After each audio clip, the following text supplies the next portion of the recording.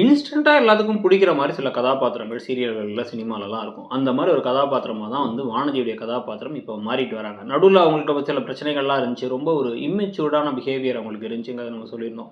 திருப்பி திருப்பி கால் பண்ணிக்கிட்டே இருக்கிறது, என் கூட பேசிட்டே இருக்கணுங்கிறதெல்லாம் வந்து இந்த காதல் ஆரம்பிக்கிற தருணங்கள்ல அதிகமா இருக்கும்.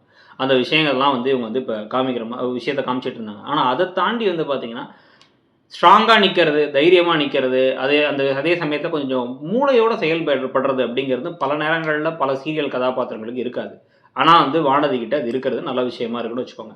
ஸோ இன்னைக்கு வந்து அவங்க வீட்ல எல்லாரும் புலம்புறாங்க, அழறாங்க, எமோஷனலா ரொம்ப வருத்தப்படுறாங்க. அவர் வந்து உன்ன எப்படி படிக்க வச்சேன் நானு, இப்படி போய் பண்ணிட்டியே, உன் வாழ்க்கைய விட்டியே அப்படின்னு அவங்க அப்பா புலம்ப, மொத்தமா நீ வெளில ரோட்ல நடந்தா கூட உன்ன எல்லாரும் கேவலப்படுத்துவாங்க அப்படின்னு அவங்க இன்னொரு பக்கம் புலம்ப, பாண்டி, பாண்டி, பாண்டி அப்படின்னு சொல்லிட்டு இந்த பக்கம் அவங்க அண்ணன் கடுப்பாவோட எல்லா விஷயமும் நடக்குது. பாண்டி எனக்கு கல்யாணம் பண்ணிப்பாரு அப்படிங்கிறாங்க. ஆனா மைண்ட் வாய்ஸ்ல நமக்கு சொல்லிடுறாங்க. அது பொய் தான். ஆனா அத நான் பொய்ன்னு சொல்லி சொல்லிட்டேன் அப்படின்னா, எனக்கு உடனே கல்யாணம் பண்ணி வச்சுருவாங்க. பாண்டி திருப்பி வர வரைக்குமாச்சும் இந்த பொய்ய மெயின்டெயின் பண்ணணுங்கிறாங்க. உடனே இப்ப என்ன நடக்குதுன்னு வந்து பார்த்தீங்க அப்படின்னா வந்து டக்குன்னு கடுப்பாயி அவங்க அண்ணன் என்ன பண்றாரு வசந்த், பாண்டிக்கு உடனே கால் பண்ணுன்னு ஃபோன அன்லாக் பண்ணி தா அப்படின்னு கால் பண்ணா, பாண்டி ஃபோன் எடுக்குறாரு. என்ன விஷயம் அப்படின்னு ஃபோன் எடுத்த உடனே, நான் உங்க அண்ணன் பேசுறேன்டா. ஏன்டா வெக்கம் கெட்டவனே, மானம் கெட்டவனே என்றது. அவ்வளோ சவால் விட்டதெல்லாம் எப்படி?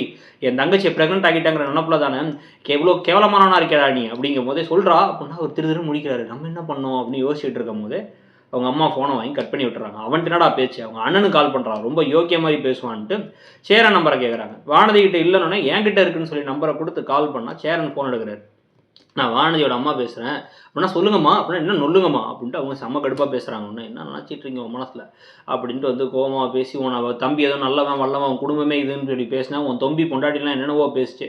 கடைசியில் இவ்வளோ கேவலமாக ஒரு காரியத்தை பண்ணி என் பிள்ளைய கர்ப்பமாக்கி விட்டு ஓடி போயிட்டானே, போலீஸ்ட்ட போகிறேன்டா நான் அப்படின்னு அவங்க பேசுகிறாங்க.